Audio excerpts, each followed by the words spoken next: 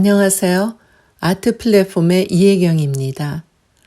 제1차 한인 자유대회가 열렸던 도시 필라델피아는 당시 미국에서 가장 번영한 도시였습니다. 한인 자유대회를 위해 도착한 참가자들은 거리마다 펼쳐지는 풍경들을 보면서 청첩장에서 관광으로라도 올만하다고 말한 이유를 실감했을 겁니다. 한인 자유대회는 왜 필라델피아에서 열렸을까요? 그곳은 서재필 박사의 생활 터전이었습니다. 서 박사는 1899년부터 펜실베니아 대학교 의과대학에 근무하다가 1914년부터는 인쇄업과 사무용품 파는 필립 제이슨 상회를 운영하고 있었습니다. 바로 그것이 대한인 총대표회의의 연락처였죠. 이승만 박사에게도 필라델피아는 주요 활동 도시 중 하나였습니다. 이승만 일기에 의하면 이 박사는 1905년 워싱턴에 정착하고 나서 필라델피아로 스승이었던 서재필을 찾아갑니다. 한인 자유대회가 열린 1919년에는 총 23번 필라델피아를 방문했다고 써놓았습니다. 한인 자유대회 준비와 개최, 그리고 후속 활동들을 위해서였겠죠. 미국에서 초등학교부터 시작한 정환경, 중등과정부터 다닌 서재필, 그리고 국제정치학으로 박사학위를 받은 이승만, 모두 미국의 독립과 건국 요람인 필라델피아의 역사적인 의미와 가치를 충분히 알고 있었을 것입니다. 동시에 세 사람은 제1차 세계대전 종전을 전후해서 약소민족들이 필라델피아에 모여서 독립선언을 이어가는 활동들도 주의 깊게 보고 있었을 것입니다. 대회 첫날 오전 회의가 시작되면 플로이드 톰킨스 목사가 필라델피아 시민들과 교회의 이름으로 참가자들에게 환영 인사를 전하면서 한인 자유대회의 의미를 미국의 독립과 건국, 그리고 동시대 다른 민족들의 독립운동과 연결해 줍니다. 참석자들은 특히 1918년 10월 26일 필라델피아 독립기념관 앞에서 체코와 슬로바키아를 통합한 마사리크 박사가 유럽 소수민족들을 모아서 독립을 선언했던 소식을 듣고 도전을 받았을 것입니다. 마사리크 박사는 종종 이승만 박사와 생애와 업적이 비교되는 체코슬로바키아의 초대 대통령입니다. 필라델피아는 17세기 말 유럽의 구질서에서 벗어나서 당시 관점에서는 유토피아 같은 새로운 나라를 세우고자 개척된 도시였습니다. 미국의 아테네라고 불리면서 독립과 건국의 도시, 자유와 번영의 도시, 그리고 학문과 교육의 도시로 발전했습니다. 그 씨앗은 개척자인 윌리엄 펜이 품었던 하늘의 비전과 땅에서의 미션에서 비롯된 것이었습니다. 윌리엄 펜은 1644년 영국 해군 제독의 아들로 태어나서 교조화된 종교를 비판하고 왕실의 권위에 저항하다가 옥스포드 대학에서 제적을 당하고 신성모독과 법정모독으로 여러 번 투옥됩니다. 그가 25살에 런던타워 감옥 독방에서 저술한 십자가 없이는 면류관도 없네, No Cross, No Crown 이라는 책은 현재까지 신앙서적의 고전으로 남아있죠. 이후 그는 유럽 대륙을 여행하며 다양한 기독교 종파들을 접하는 한편 퀘이커 교리와 실천에 깊이 헌신하게 됩니다. 그러던 중 1681년 펜은 영국왕 찰스 2세에게서 미국 동부 영토를 받게 됩니다. 왕이 펜의 아버지에게 진 빚을 갚기 위해 땅을 양도하면서 가문의 이름인 펜에 라틴어로 숲 혹은 나무라는 뜻의 실바를 붙여서 펜의 숲, 펜실베니아라는 이름을 지어줍니다. 윌리엄 펜은 신이 이 땅을 내게 주어서 나라의 씨앗, Seed of a Nation이 되도록 축복할 것이다 라고 하면서 새로운 나라를 세우는 거룩한 실험, 홀리 엑스페리멘트를 하겠다고 선언합니다. 펜은 펜실베니아 중심 도시를 그리스어로 형제 사랑을 의미하는 필라델피아로 명명합니다. 이는 성경 계시록에 나오는 7개의 교회 도시 이름 중 하나이면서 그가 신봉했던 퀘이커 교회의 원래 명칭인 종교 친우회 Religious Society of Friends를 연상시키기도 합니다. 신대륙에 도착한 펜은 형제 사랑의 정신으로 인디언들과 상호 존중 조약을 맺고 언약을 지킬 것을 맹세했습니다. 이후 펜은 다른 지역에서 기독교 이주민과 원주민 사이에 적대적인 갈등이 끊이지 않았던 상황과는 달리 통치 기간 동안 인디언들과 평화를 유지했습니다. 펜은 도시 설계에서도 새로운 개념을 실천했습니다.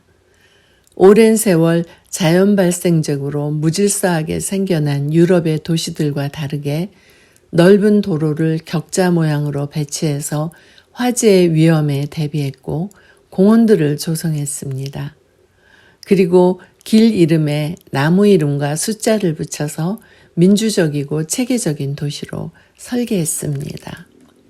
그곳에 펜은 종교의 자유를 실천해서 유럽에서 핍박받던 소수 종파들, 퀘이커, 위그노, 메노나이트, 아미시, 카톨릭, 루터교도들을 영국, 프랑스, 독일, 스웨덴, 핀란드, 아일랜드, 웨일즈 등에서 모집하여서 이주시켰고 스페인과 포르투갈의 유대교도들도 받아들였습니다. 이주자들 중에는 특히 독일에서 건너온 퀘이커 교도들이 가장 많았습니다. 전체 이민자들의 30% 정도를 차지했던 그들은 도착 직후 독일 마을, 즉 저먼타운을 조성해서 독자적인 신앙 공동체를 이어갔습니다. 펜은 개혁적인 정치 사상가이기도 했습니다. 그가 1681년에 저술을 시작한 정부론과 1701년에 발표한 특권헌장, 일명 자유헌장은 종교의 자유, 교회와 국가의 분리, 상권 분립, 자유선거 등을 포함해서 후에 미국 독립선언서와 연방정부 헌법의 핵심을 심어놓았다는 평가를 받습니다. 윌리엄 펜의 통치는 1718년 그가 영국 고향에서 질병과 가난에 시달리다가 생을 마감하면서 끝이 납니다. 하지만 그가 심은 나라의 씨앗과 거룩한 실험은 그의 사후에도 자라나서 벤자민 프랭클린을 비롯한 개혁적인 논객과 정치가, 교육자, 법률가들이 모여서 민주주의 토양이 다져집니다.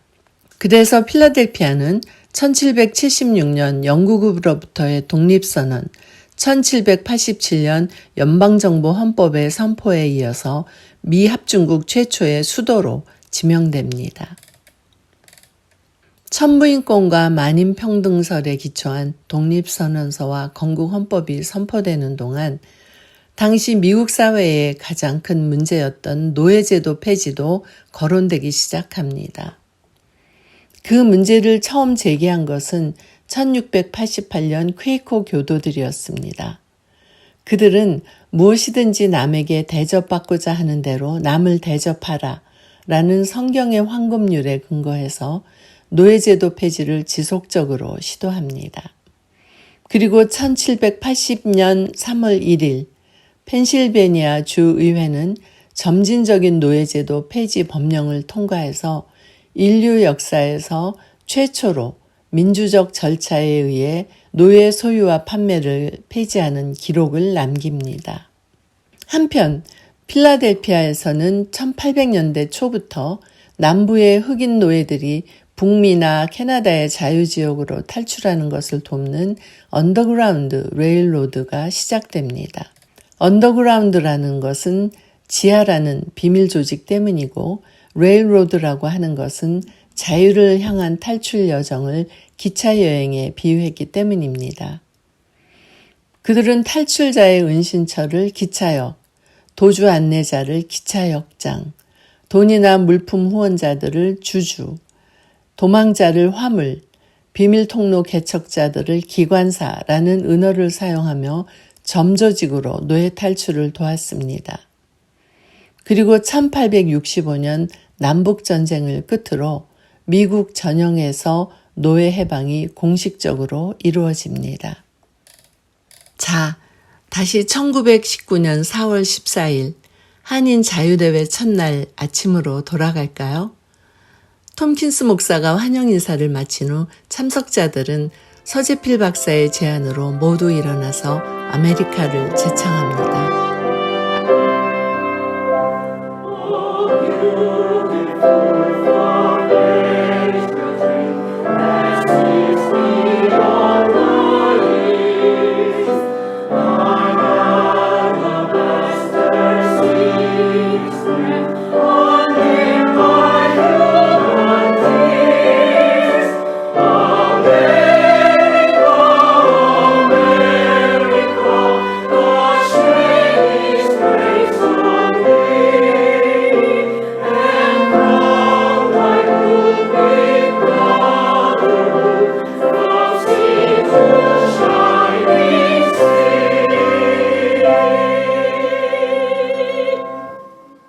그 자리 참석자들은 이 노래를 부르면서 필라델피아 시청 지붕에 서 있는 윌리엄 펜의 동상, 그가 200여 년 전 품었던 나라의 씨앗에서부터 이 도시와 자유민주주의가 세워졌다는 사실을 알았다면 어떤 감회를 느꼈을까요?